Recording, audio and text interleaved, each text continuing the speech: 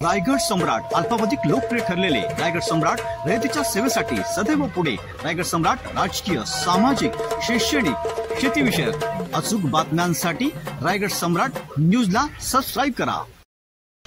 परवा आमचे संपर्क प्रमुख प्रसाद भुईर यांनी जाऊन जिल्हाधिकाऱ्यांची भेट घेतलेली आहे आणि जिल्हाधिकाऱ्यांना जिल्ह्यातील सर्व शेतकऱ्यांच्या जमिनीचे पंचनामे करून तातडीने त्यांना भरपाई द्यावी अशी जिल्हाधिकाऱ्यांनी विनंती केलेली आहे।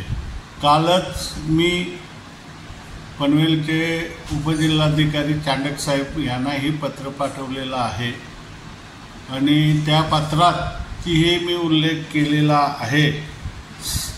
तहसीलदारांना आदेश देऊन ताबडतोब जी शेतकऱ्यांची हानी झालेली आहे पंचनाम्याची वाट न पाहता त्यांना लगेच आपण निधी द्यावा अशी त्यांना मी विनंती पत्राद्वारे केलेली आहे।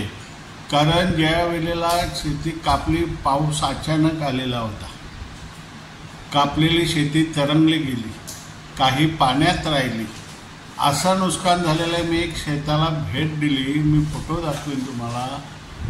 जो पाण्यात तो कापलेला भात पडला त्याला रोग आलेला आहे, म्हणजे त्याचा काही उपयोग नाही।